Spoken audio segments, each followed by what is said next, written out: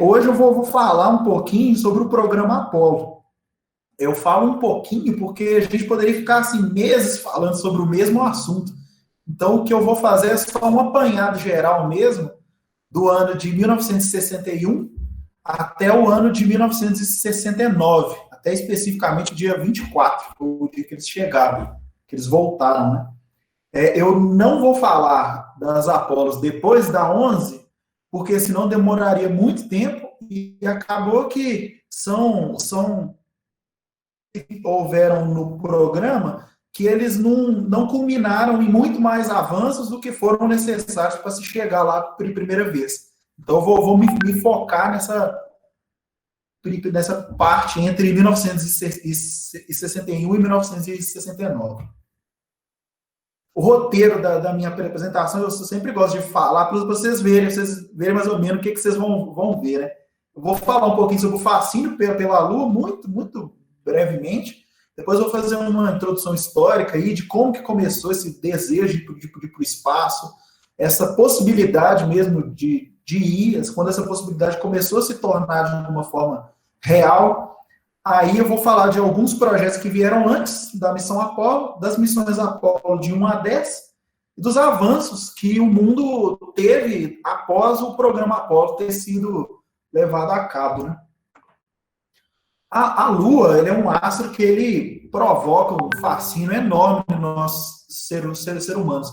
Desde sempre, desde lá a gente fala de uma astronomia pré-histórica, né? A gente remonta lá desde os tempos muito antigos. O ser humano ele já via as diferenças assim climáticas, diferenças no ano. Ele já conseguia medir uma passagem de tempo, uma movimentação de tempo pela Lua, que é um astro muito grande se comparado com as outras luas e os outros planetas, e que nós temos visualização dela praticamente toda noite. A gente consegue ver, e a gente consegue ver as diversas fases, e essas fases elas mudam o nosso mundo de várias formas. Então, assim, o ser humano sempre teve um fascínio muito grande por esse astro, né? Inclusive, o primeiro filme que se tem notícia, que é esse filmezinho dessa imagem, A Viagem da Lua, de 1902, ele conta, é inspirado na obra de Júlio Verne, quando o homem envia um foguete, né, como se fosse uma bala mesmo, de um canhão, e chegando na Lua. É um filme, se vocês procurarem no YouTube, vocês acabam até achando. É muito simples, mas é muito bonitinho até. Aí, vamos falar um pouquinho do histórico, né? Como que foi possível que o homem pensasse em ir para a Lua? Tudo começa ali um pouco antes do final da Segunda Guerra Mundial, quando você tem o desenvolvimento de algumas armas, principalmente ali na Alemanha, onde você já tinha algumas sociedades de astrônomos amadores, de construidores de foguetes amadores. Ainda na época não existia a disciplina de engenharia aeroespacial, mas você já tinha alguns construtores de foguetes amadores. E dentro de uma dessas sociedades surgiu um cara que mais para frente eu vou falar o nome dele, mas que foi o responsável pela construção da V1 e V2, que é o Werner von Braun. E aí, dentro do final da Segunda Guerra, que se tem o foguete que ele atinge uma altitude que a gente chama de suborbital. É quando ele chega mais ou menos uns 80 km por hora, ele sai ele faz uma parábola e cai no alvo dele. Assim, você consegue um alcance incrível assim, de armas, e foi o que a Alemanha conseguiu no finalzinho da Segunda Guerra. No final, quando a Segunda Guerra acaba, existe uma que a gente chama de corrida dos cérebros, né, e fuga dos cérebros também, que é quando o governo soviético e o governo americano ele começa a ir atrás desses caras, desses cientistas que faziam esse tipo de arma, para trazerem eles pro país deles. E aí você tem meio que um sequestro desses caras. Os Estados Unidos acham, por acaso, dentro de um banheiro assim, de uma instalação que estava destruída, um livro, um caderninho, que tinha o nome dos cientistas. E aí lá eles começam a fazer uma verdadeira caçada atrás desses caras, e eles acabam sequestrando o Von Braun e levam ele para os Estados Unidos, junto com uma grande parte da equipe dele. A outra parte, os russos que estavam próximos, assim, territorialmente, pegaram o resto desses mísseis V2, alguns desses, e levaram para dentro do território soviético. Aí a gente tem uma diferença, assim, que ela é usada até como, foi usada até como propaganda contra os americanos, e que inclusive provocou uma grande resistência do povo americano com o Von Braun, toda a história dele, que assim, os russos pegaram os artefatos dos que os alemães sobraram. Os americanos abrigaram os ex-nazistas dentro do território deles. Então, essa foi uma arma de propaganda que, inclusive, e a gente vai ver no comecinho desse desenvolvimento do programa espacial, ele acabou atrasando um pouco, porque eles queriam que um americano construísse esse primeiro foguete, e não aceitavam que fosse um alemão mesmo o cara fazendo parte ali do programa. Então, o cenário que a gente tem ali no começo dos anos 60, em 61, que é onde eu efetivamente vou começar a contar a minha história, que é um cenário que claramente os Estados Unidos estavam perdendo uma corrida espacial. A gente vê que em 1957, a União Soviética, mais ou menos em outubro, precisamente, ele solta o primeiro satélite que efetivamente ficou na órbita da Terra, que ele é chamado de Sputnik. O que aconteceu com eles em si dava uma palestra inteira como que eles chegaram lá. Mas de uma forma muito simples, eles queriam lançar alguma coisa o mais rápido possível, que eles sabiam que os americanos também estavam atrás. E aí nisso eles, o que a gente manda? O que a gente manda? Veio a ordem do governo soviético, manda qualquer coisa. Aí eles mandaram esse satélite, que ele faz absolutamente uma coisa só. Ele faz um bip. Em que era possível você ouvir esse bip através de rádios no mundo inteiro, você conseguiria ouvir esse bip. Você sintonizava o rádio, você conseguia ouvir esse bipzinho. Quando o povo americano ouviu esse bip em cima deles, eles ficaram absolutamente desesperados. Esses caras estão mandando um satélite para lá, para eles colocarem uma bomba lá e soltarem na nossa cabeça, não falta nada. Pouquinho tempo depois, eles lançam aí o Sputnik 2, e depois eles começam a fazer as russices deles, né? Eles mandam a cadelinha Laika, que Laika em russo é como se fosse Crespinha, que era o nome dela, que era uma cadelinha que ficava ali em volta de onde eles faziam, de onde eram as instalações, né, do programa espacial soviético, e aí eles pegaram essa cadelinha e mandaram ela para o espaço. Enquanto isso, os Estados Unidos estavam patinando um tanto, eles não conseguiam subir um foguete. Mas, assim, era ridículo os foguetes que eles tinham na época. Enquanto isso, a Rússia só acelerando. Eles mandam várias outras coisas lá, até que em 59 a Rússia tem a ideia e já tem a possibilidade de mandar alguma coisa para a Lua. Mas eles não iam pousar, ela ia simplesmente bater, igual aquele filme que eu mostrei lá de 1902, a sonda Luna 1, ela era enviada simplesmente para bater na Lua. Só que, por algum motivo, eles erraram os cálculos de quando eles mandaram. E essa sonda errou a Lua, ela foi parar lá no Sol. Então, os primeiros registros que a gente tem de ventos solares, de dados assim, do Sol, eles vêm dessa sonda Luna 1, que ela errou o caminho. Ela passou direto da Lua e foi parar lá no Sol. Alguns meses depois, eles enviam a Luna 2, que ela efetivamente chega lá na Lua e envia alguns dados, assim, muito, muito incipiente ainda. E aí, em 1961, em abril, os russos mandam o primeiro homem para o espaço, que era o Yuri Gagarin, que também só a escolha dele, só todo o programa dele ter ido lá, geraria também mais outra palestra, mais várias outras coisas. O que eu queria destacar, assim, foi só um ponto muito simples do porquê que eles escolheram ele. Dentro do programa soviético, eles teriam várias opções assim para mandar, para caras para eles escolherem. Mas eles escolheram ele por alguns motivos. Ele tinha nascido numa fazenda comunitária, ele tinha trabalhado na siderurgia, ele era filho de camponês, então ele representava todo aquele ideário soviético do que eles tinham na época, né? Toda aquela propaganda soviética que eles podiam fazer, ela era personificada nele, no Gagarin. E que, se vocês analisarem assim friamente, era uma missão praticamente suicida, assim, que a nave da Rússia na época, o Gagarin, ele era um passageiro da agonia mesmo. Ele não tinha a menor possibilidade de pousar, para vocês terem uma ideia. A cápsula dele não pousava. Quando ela chegava numa determinada altura, ele era ejetado da cápsula e pousava no paraquedas. Então, assim, era uma coisa absurda que mais para frente eu vou acabar falando um pouco também a respeito, mas que é o seguinte, que os russos, eles testavam as naves dele com o pessoal dentro, né?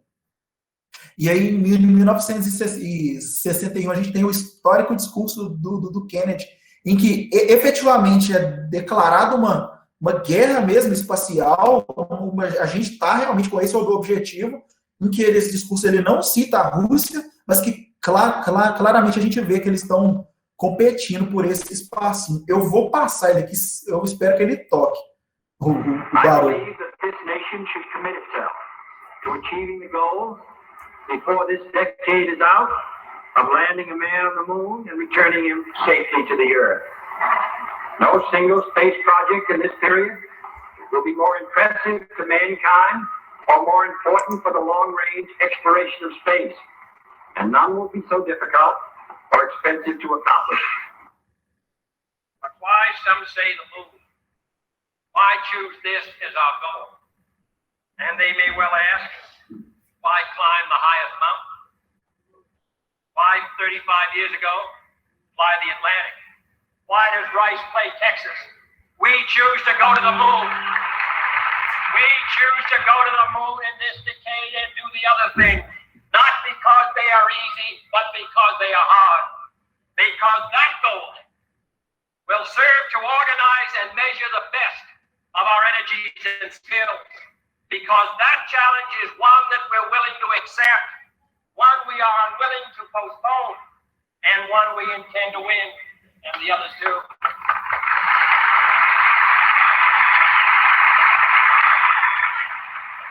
We shall send the moon. E aí, gente, esse é o discurso que ele inaugura tudo. Mas antes deles cumprirem esse objetivo, eles tinham alguns desafios a cumprir. E eram desafios infinitamente caros, absurdamente caros, mas que o povo americano, naquele momento, estava disposto a pagar por causa de toda essa corrida, dessa disputa, efetivamente, que se existia. É importante lembrar que, se você pegar no mesmo período histórico, você tem a guerra do Vietnã rolando ali no meio. Então, por mais que seja um período muito virtuoso, assim, ainda existem dificuldades enormes que esses caras vão ter que superar, assim, para chegar no objetivo final. Aí eu elenquei aqui algumas dificuldades que eles tinham e coisas que efetivamente não existiam, que eles precisavam fazer para conseguir chegar nesse objetivo. A primeira coisa era achar pessoas dispostas a encarar essa aventura. Se você analisar muito friamente, o cara ele senta em cima de uma bomba e que vai para um espaço em que praticamente ninguém tinha ido e ele tem que voltar. E para você fazer isso, você tem que fazer um foguete capaz de ele sair da atmosfera e da órbita da Terra. Só para vocês terem uma ideia, para você atingir a órbita da Terra, para você efetivamente ficar em órbita, você tem que construir uma coisa que ela chegue a 30 mil quilômetros por hora. E para ele escapar da atmosfera da Terra, esse mesmo foguete, ele tem que chegar a 44 mil quilômetros por hora. Então, ou seja, você tem que construir um foguete grande demais.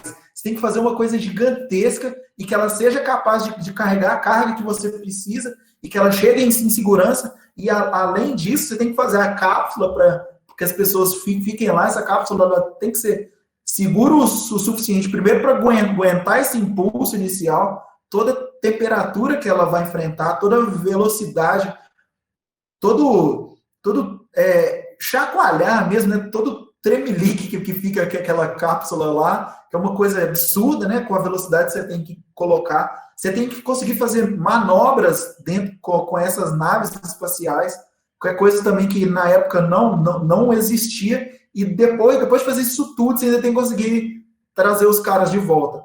Então era um desafio absurdamente gigantesco, assim, que esses caras, de alguma forma, conseguiram. E é por isso que eu sempre falo que essa foi a maior aventura de todos os tempos da nossa humanidade. Por todos os desafios que os caras precisavam vencer só para conseguir chegar, né?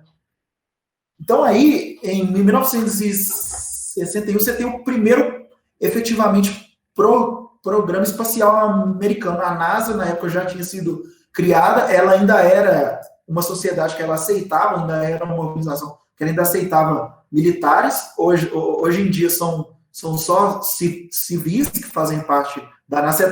A maior parte é ex-militar. Só que eles saem da carreira militar e vão para a carreira civil para ir para a NASA. Mas nessa época não, as pessoas ainda eram militares. Que tinha o objetivo de colocar uma nave tripulada em voo orbital. Em voo orbital a gente entende a mais de 100 quilômetros de altitude. Eles precisavam investigar a capacidade de performance do ser humano lá e a habilidade funcional no espaço, que efetivamente eles não sabiam como que o ser humano ia reagir lá. O ser humano ele é um ser muito terráqueo ainda, e o ser humano ele tem um problema, que eu falo sempre que ele tem, e inclusive eu peguei essa de um cara que eu admiro bastante, o Sérgio Sacani, que ele fala que o ser humano ele tem um problema, que ele tem tripa, né? Enquanto o ser humano ele tem tripa, ele é muito frágil. E a gente não sabia como o ser humano ia lidar no espaço. E eles tinham como objetivo, né, nessa missão, ver isso e além disso, trazer em segurança para a Terra de novo. Essa cápsula, o astronauta e a nave dele. Esses voos do programa Gemini, ou Gemini, eles ocorreram... Oh, meu Deus, escrevi errado. Esse aqui é o programa Mercury, viu, gente? Ah, desculpa. Tá corrigido. Desculpa mesmo, esse aqui é o Mercury. Desse programa Mercury aqui, era fazer todas essas coisas. E aí eles escolhem, dentre os melhores pilotos de toda a Força Aérea Americana, os melhores pilotos de testes, na verdade, eles não sabiam nem que tipo de pessoa que eles tinham que escolher, né? Mas aí, como era um desafio muito grande, desafio físico, que envolvia também coisa de engenharia, eles pegaram os pilotos de teste da Força Aérea Americana e também da Marinha, que eles achavam, e acertadamente, que eram os caras mais casca-grossas para o momento. E para esse programa Mercury, eles escolhem 7 caras, que são... Eles têm até um filme sobre isso, um filme velho, lá de 83, chama Os Eleitos, que são esses 7 primeiros astronautas aqui. Você pega na fileira de cima, você tem o Alan Shepard, que é o primeiro americano a voar no espaço, de uma certa forma. Você tem o Virgil Grissom, que mais para frente a gente vai falar. Infelizmente, ele morre lá na Apollo 1. Você tem o Leroy Cooper, e na fileira inferior você tem o Walter Schirra, que também morre na Apollo 1. O Donald Slayton, John Glenn, que é um cara muito importante para o programa espacial americano, muito mesmo, e o Malcolm Carpenter. E lá em 5 de maio de 61, você tem o primeiro voo desse programa, do programa Mercury, com o Alan Shepard, que ele faz um voo suborbital de 15 minutos. Então, ele só sobe e desce. O voo inteiro dele dura 15 minutos. É muito engraçado esse voo dele, em algumas coisas, que ele fica 6 horas dentro da cápsula, sentado, esperando, e ele já não estava mais aguentando aquilo, e dele ficar lá preso naquela lata de sardinha, e em um dado momento no rádio ele fala assim: acende esse negócio aí, vamos logo. E aí ele faz esse voo suborbital de 15 minutos. E pouco tempo depois, o John Glenn, de fato, ele orbita a Terra, primeiro porque ele chega a 100 quilômetros de altitude. O Alan Shepard, ele chega só a 80, e na época os Estados Unidos, ele baixa a régua, porque assim, como ele chegou só a 80, agora o espaço é 80. Só que hoje em dia o consenso é que você está efetivamente no espaço quando você atinge esses 100 quilômetros. Ele dá 3 voltas completas em menos de 5 horas e pousa de segurança. Os 2 foguetes que eles usam nesses voos, né? Basicamente é o Mercury Redstone, que é uma adaptação daquele aquele V2, que ele era fino, perigosíssimo esse foguete. Se vocês procurarem vídeos deles, as explosões mais esquisitas de foguete foi com ele, com o Redstone e o Atlas, que eles são foguetes, comparados ao que se precisa lá no programa Apollo, são foguetes pequenininhos, eles têm mais ou menos uns 30 metros de tamanho. Aí o Mercury é o que o Alan Shepard vai, o Redstone, e depois você tem o Atlas mais para frente. Aí, após esses, a gente tem voos para praticamente daqueles astronautas todos, e aí eu estou andando um pouco mais rápido por causa do tempo mesmo. Esses voos que eles fazem são basicamente para testar as mesmas coisas. Aí eles acrescentam alguma outra coisinha ali, e aí a gente chega no programa Gemini ou Gemini. Vocês vão achar esses dois nomes aí. Essa é só a diferença de pronúncia. Que a ideia era ter um voo de período mais longo, de no mínimo 8 dias, que eles já sabiam mais ou menos quanto tempo que eles gastariam de ir para a Lua, então eles precisavam testar o ser humano nessas condições. Eles precisariam fazer o que a gente chama de rendezvous, que é uma acoplagem a esse outro veículo, que é uma coisa que ele efetivamente ainda não existia na época. Eles precisavam realizar atividades extraveiculares, eles precisavam sair, imagina essa situação. Eles tinham uma cápsula que ela estava toda pressurizada, e nesse programa eles precisavam abrir essa cápsula no espaço, sair, voltar para dentro dessa cápsula e conseguir que ela esteja vedada o suficiente para essa reentrada. Dentro do que eles precisavam, né, de fazer atividades extraveiculares, eles precisavam testar várias outras coisas. Aqui, quando eu mandar a apresentação para vocês, vocês vão conseguir ver com mais precisão os voos. Eu vou destacar só alguns aqui, alguns pontos importantes, mas assim, esses caras, na época, eles tinham que testar tudo assim dentro dessa caminhada fora da nave deles. Um exemplo de uma coisa besta era o seguinte, falava assim, sai da nave e instala esse painel solar aí. Essa chave para apertar essa porca, por algum motivo, que eles na época ainda não sabiam, mas eles investigaram. Quando ele mexia a mão dele para um lado, o parafuso ia para outro, a cápsula começava a girar. Então, assim, eles não tinham nem ferramenta, né, necessária, eles precisavam inventar absolutamente tudo para que o programa fosse para frente. E aí, dentro desses voos, você tem alguns muito na verdade, todos são importantes, mas eu destaco alguns, que foi esse primeiro aqui do Jim Lovell, que esse cara é importantíssimo também, ele é o primeiro piloto da Shuttle, né, do ônibus espacial, ele fica no programa, fica na NASA muitos anos, que é um voo que dura 14 dias.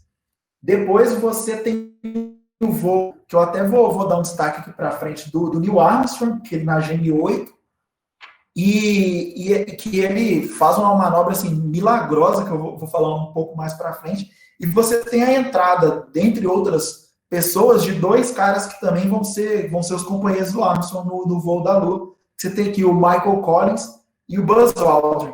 O Buzz, ele inclusive é nosso tio irmão aí, ele é maçom, e ele era o cara mais nerd de todo o programa espacial. Ele, para vocês terem uma ideia, ele foi o primeiro cara astronauta da NASA em ter um PhD, e o PhD dele era na manobra no rendezvous.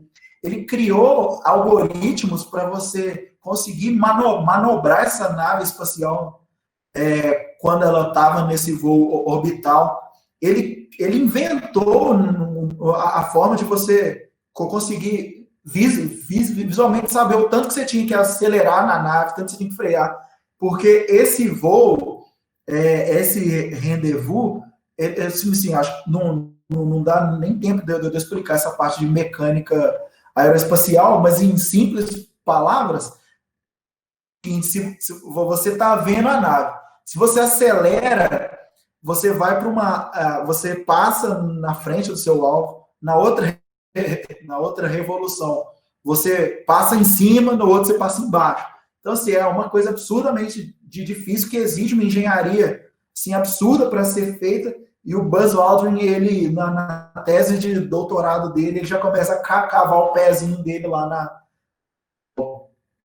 O Buzz Aldrin também, ele é muito, muito importante para esse programa, porque ele leva o EVA, né, que é essas manobras fora, extraveiculares, à perfeição, assim.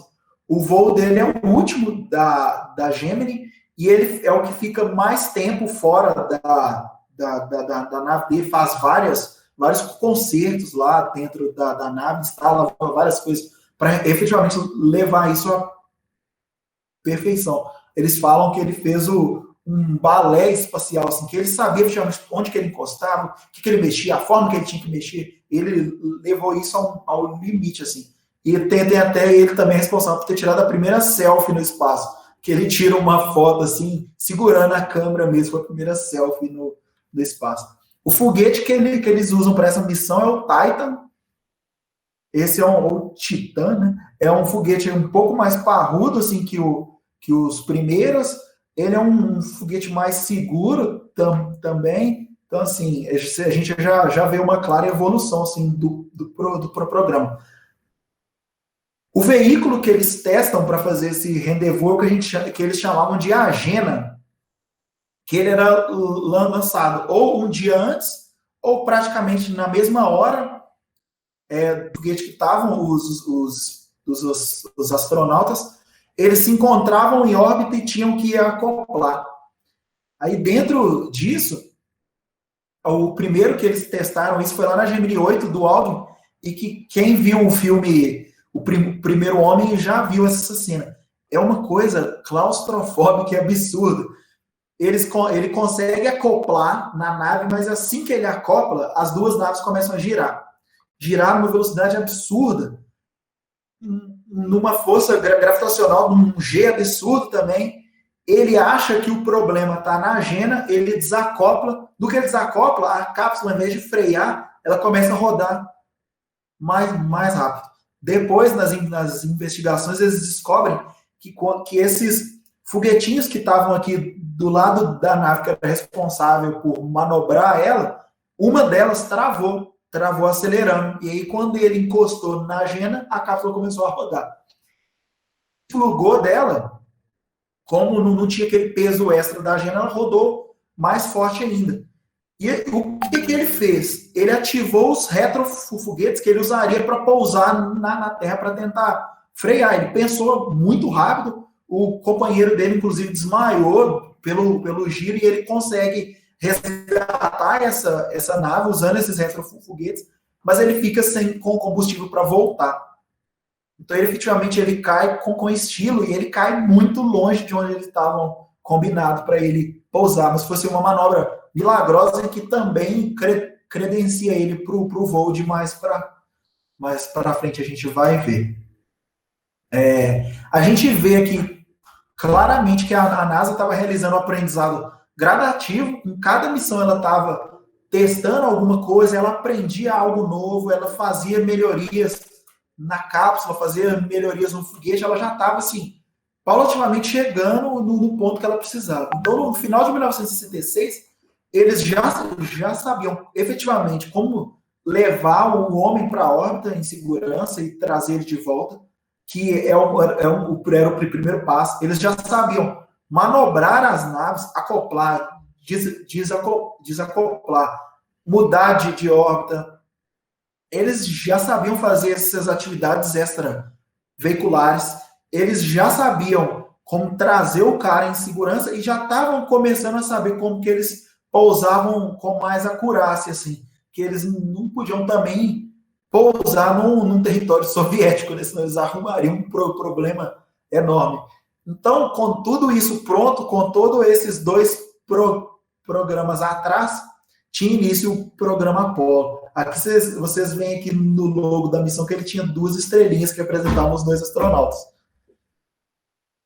Então, aqui a gente tinha efetivamente o programa Apollo, que ele tinha um único objetivo, que era pousar o homem na Lua antes do final da década de 60, que era cumprindo aquela promessa do presidente Kennedy.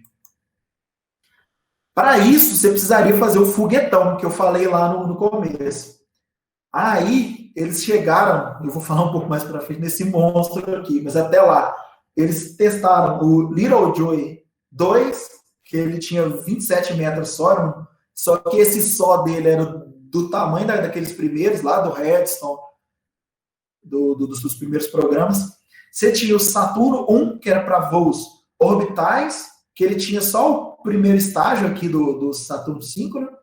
Você tem o Saturno 1B, que ele era um pouquinho maior, que ele já levava lá a cápsula com os astronautas, o Saturno 1 ele ainda não levava. E você chega nesse monstro do Saturno 5, que é o maior foguete já construído pelo homem que voou.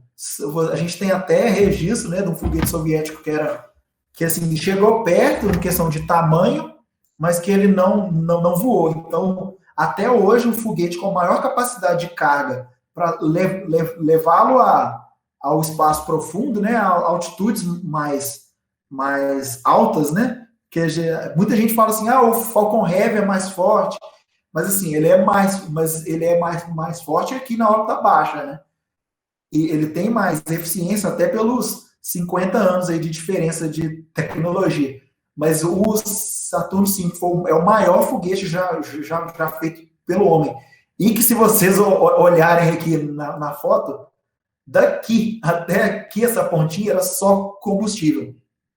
Você vê o monstro que você tinha que fazer.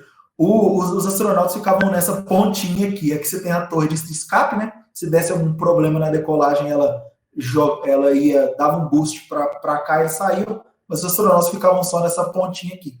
Então, você tem um monstro de 110 metros de tamanho. Aqui, você tem o motor, é o motor F1, que ele é o motor F1, que ele é movido a querosene líquido, que era o querosene aeronáutico, né? E oxigênio aqui embaixo. E aqui nessa foto você consegue ver o motor F1 e o criador desse foguete, que é aquele cara que falei lá no comecinho, o Dr. Werner von Braun. Ele criou lá o V2 e ele é o responsável pela construção do Saturno 5. Aqui do lado do motor você vê a monstruosidade desse negócio. Imagina um quarteirão inteiro era foguete. E que você tinha que levar isso para o espaço. Se vocês fizerem uma comparação muito simples, é um prédio de 30 andares, esse foguete. Opa, tá me boicotando aí. Aí, falando um pouquinho mais sobre esse foguete, esse monstro, o Saturno 5, você tinha um módulo de comando e serviço, que era basicamente essa partezinha aqui de cima, ó. Até esse foguetinho aqui. Esse era os astronautas ficavam nesse conezinho, que é o módulo de controle e o módulo de serviço aqui atrás. E aqui embaixo você tem o módulo lunar, que no momento das manobras ele entrava aqui dentro da cápsula e arrancava o módulo lunar aqui de dentro. O que era uma sacada muito, muito grande. Porque se você tivesse problema na subida, era muito mais fácil você tirar só essa cápsulazinha aqui de cima do que tirar também o módulo lunar aqui de baixo. Então eles precisavam ter feito todas aquelas coisas antes para eles conseguirem fazer isso agora. Aqui só um detalhamento, você tem aqui os tanques de oxigênio e hidrogênio que movem esse foguete. Esse motor aqui é o chamado J2. Aqui você tem o módulo lunar, que ele tem um módulo descendente, um módulo ascendente, que é o que volta para encontrar com essa cápsula. E aí, mais para frente, eu falo o nome que ela tinha aí na Apollo 11. O módulo lunar, que é o que efetivamente desce, ele é bem complexo assim e muito frágil, absurdamente frágil. Ele aquela navezinha que se você olhar para ela, ela quebra. Só que assim, como ela não enfrentar resistência, né, de ar, de atmosfera, se a atmosfera da Lua, ela é na prática considerada inexistente, apesar dela existir um pouquinho, ela podia ter esse formato e ela tinha que ser leve. também para se ter capacidade de levar ela para lá. Você tem a escadinha aqui que eles usaram para descer. Aqui você tem o sensor de presença mesmo lá no solo lunar, que tinha mais ou menos 1,70 m isso aqui. O solo lunar, e acusava que eles pousaram. Aqui você tem só um cortezinho desse módulo, para vocês verem lá dentro como é que era. Apertado, eles até queriam ter colocado tipo um banquinho para eles sentarem aqui para manobrar, mas o Neil Armstrong mandou tirar, colocando peso desnecessário. Eles, inclusive, tinham que dormir aqui, né? Então eles dormiam nesse chãozinho aqui, ó, quando eles precisavam das missões. Aí você tem as antenas aqui também, antenas de TV, antenas de rádio, antena para eles poderem fazer as manobras nele, né, para guiar. E aqui a gente tem a primeira missão da Apollo, que é a Apollo 1, que é a primeira missão que nunca existiu. Em 27 de janeiro de 1967, durante um teste final, Virgil Grissom, que é aquele que eu falei lá dos 7 escolhidos, o Edward White, o Ed White, tinha sido o primeiro americano a fazer essas atividades extraveiculares, e o Roger Chaffee, eles morreram num incêndio dentro desse módulo de comando com a espaçonave deles sem combustível. Eles estavam paradinhos lá no pad, no 39A, lá que é usado até hoje. Eles entraram com eles para dentro da cápsula. Eles iam só testar a cápsula, ver assim, se o sistema estava funcionando direitinho, se a oxigenação lá estava certa. Só que para você fazer isso, eles tentaram simular uma atmosfera que eles iam ter no espaço dentro dessa cápsula. Isso, eles já sabiam que eles tinham que fazer uma atmosfera mista.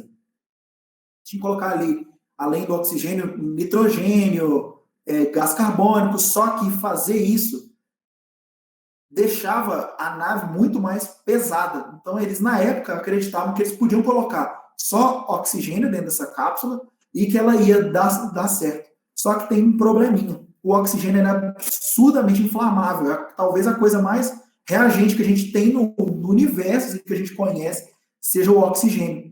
Então, quando eles fecham essa cápsula deles, lá dentro, a portinha isso eles descobriram depois, né? A portinha lá, ela encosta em alguns fios e deixa esses fios desencapados. Igual a atmosfera de dentro da cápsula, do lado de fora, como eles estavam na Terra, que ainda eles tinham que colocar uma quantidade absurda de oxigênio lá dentro. Em dado momento, esse fio meio desencapado ele dá uma faísquinha, que já é o suficiente para queimar a cápsula inteira por dentro. Eles não morrem queimados na hora, e o que deve ter dado um desespero ainda maior, porque eles estavam todos presos, eles até tentaram sair. Se tem no rádio, claramente eles falando fogo, fogo, fogo, mas eles não conseguem se soltar e acabam morrendo ali asfixiados e queimando. Primeiro asfixiados, com o corpo deles ali dentro, todo queimado, dentro daquela cápsula. E aí, esse é um fato que ele marcou toda a história da NASA, assim, inclusive lá no Kennedy Space Center, tem essa cápsula lá, dentro desse museu, e provocou mudanças absurdas dentro desse programa.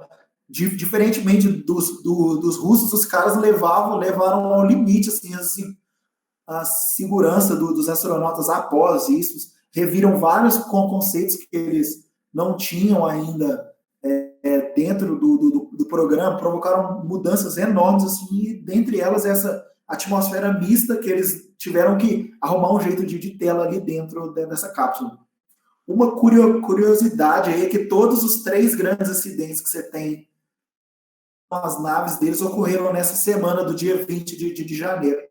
Tanto essa da Apollo 11, da Apollo 1, quanto os 2 acidentes que a gente tem ali do programa Shuttle, né? Que foi o da Challenger e o da Columbia. Todos ocorreram nessa primeira semana de janeiro, e que até hoje em dia a NASA comemora como a semana dos astronautas, a semana em memória desses caras. Por conta disso, por conta desse acidente, a gente tem ali o Apollo 2, 3, 4, 5, 6 não tripulados. eles testaram tudo que eles podiam sem o ser humano lá dentro, porque eles estavam levando ao limite, assim, qual segurança que eles precisariam ter nessa nave para que ela pudesse cumprir a missão dela. E nisso aí, dentro desse primeiro acidente e da quantidade de dinheiro que eles estavam gastando, a gente tem a guerra do Vietnã aí no meio. Então, nessa parte do programa também, começou a ser muito questionado a quantidade de dinheiro que se estava gastando com o país no meio de uma guerra. E eles falavam que estava brincando de foguete, né? Esses têm esses voos do 2 a 6, basicamente para testar ali os motores, né, que eram novos, até fazer alguns testes com essa cápsula que eles estavam fazendo melhorias nela. E aí, efetivamente, você tem o primeiro voo tripulado do programa Apollo, que foi o Apollo 7, que ela tinha como objetivo, né, demonstrar performance do módulo de comando e serviço, que é essa parte aqui, igual eu mostrei, demonstrar a performance das instalações do programa Apollo, de tudo que eles precisavam ali, dos prédios, dos guindastes. A gente tem que imaginar que eles não tinham um guindaste para levantar uma nave de 110 metros de tamanho. Eles não tinham um prédio, porque onde que você vai montar uma nave dessa, né? Você tem que ter um prédio também nessa altura, então os caras tiveram que inventar tudo. Além disso, eles precisavam também testar a capacidade de rendezvous dessa nave nova, com formato diferente, com tamanho diferente. Você tinha que testar também a capacidade de transmissão de televisão do espaço, porque além de ir para lá, eles estavam mostrar que eles estavam indo, né? Não se existia nessa época o módulo lunar, ele estava em construção, eles estavam correndo contra o tempo mesmo. Aí essa foi a missão desses caras, o Ed Sheeran, que ele estava lá no set eleitos, foi como comandante dessa missão, o Ansel e o Cunningham. E a gente tem os caras que eu considero os mais corajosos da história, que foi o Paul Bowman, o Gene Lovell e o Anders. Esses caras foram corajosos demais, porque eles nunca tinham testado o Saturno V completão com o ser humano lá. Eles nunca tinham passado daquele limite da órbita. O módulo lunar estava atrasado. Aí eles chegaram para os caras e falaram assim, aqui, vocês não vão fazer voo orbital mais não, a gente vai mandar vocês para a Lua. Aí os caras, ano que vem? Não, daqui a 3 meses. E eles colocaram esses caras dentro dessa nave e mandaram para lá. E esse voo ele tinha alguns objetivos principais, que era dar a primeira volta com o ser humano lá na Lua. Na verdade, a primeira volta completa, né, mesmo com o ser humano ou sem. Eles tinham que fazer uma performance coordenada da tripulação, do módulo de comando de serviço, das instalações da Apollo, dos navios que iam buscar eles lá no mar.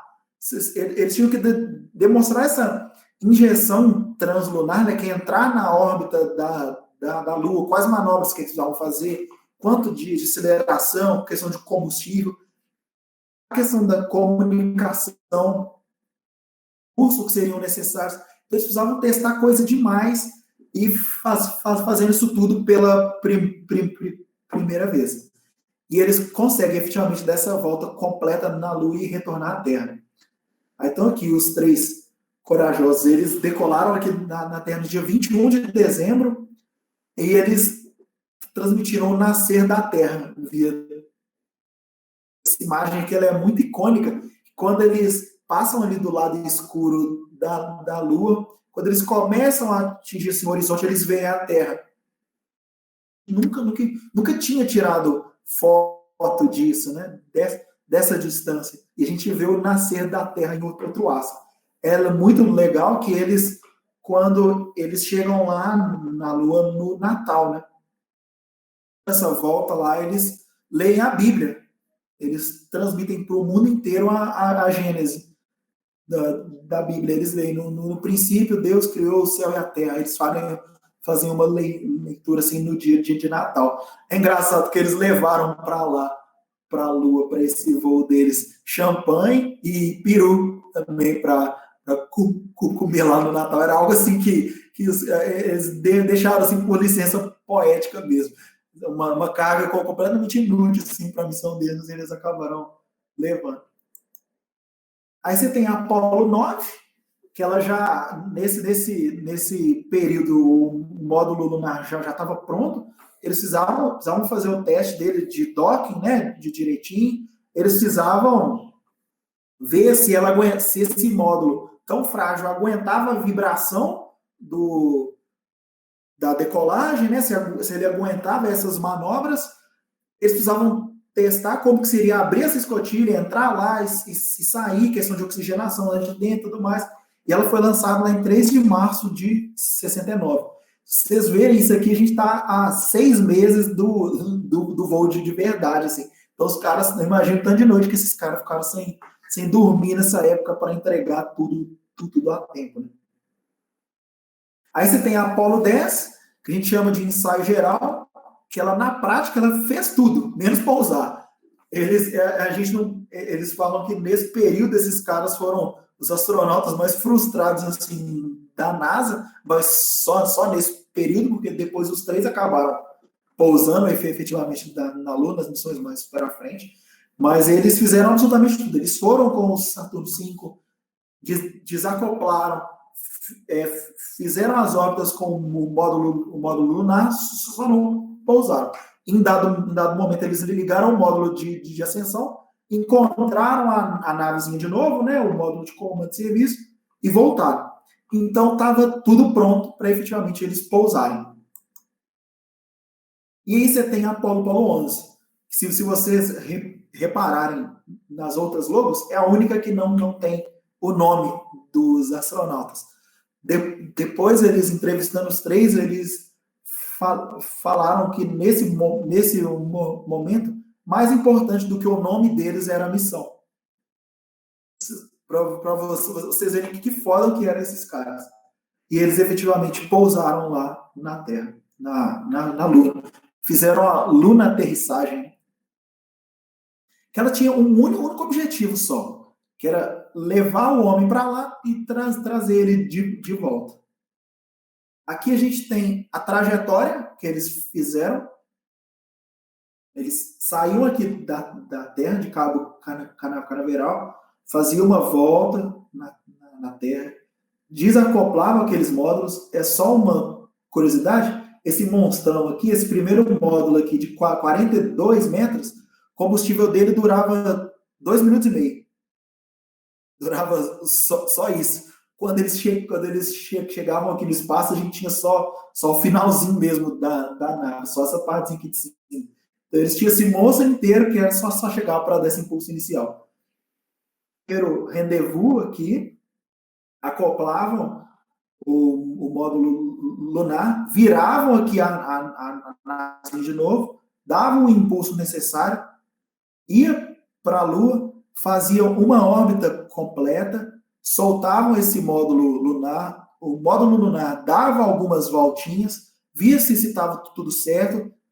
Quando eles estavam mais ou menos a 100 quilômetros de altitude, que era uma altitude assim, segura, né, que não ia ter uma montanha para eles bater, e aí eles davam esse go, no go, e pousavam.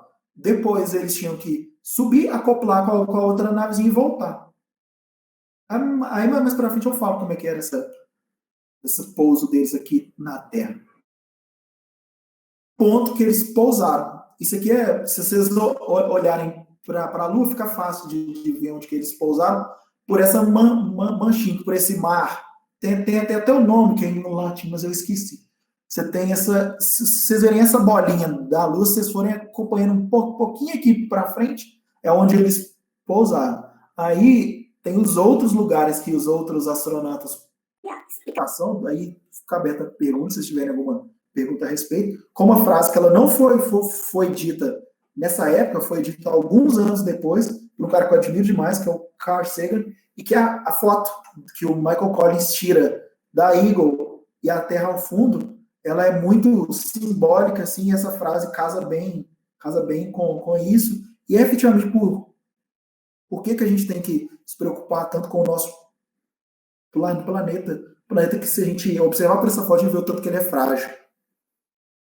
Já foi dito que a astronomia é uma experiência de humildade criadora de caráter. Não há, talvez, melhor demonstração da tola presunção humana do que essa imagem, diante do nosso minúsculo mundo.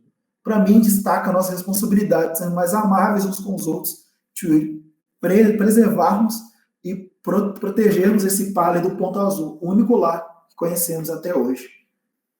Era isso que eu queria deixar para você.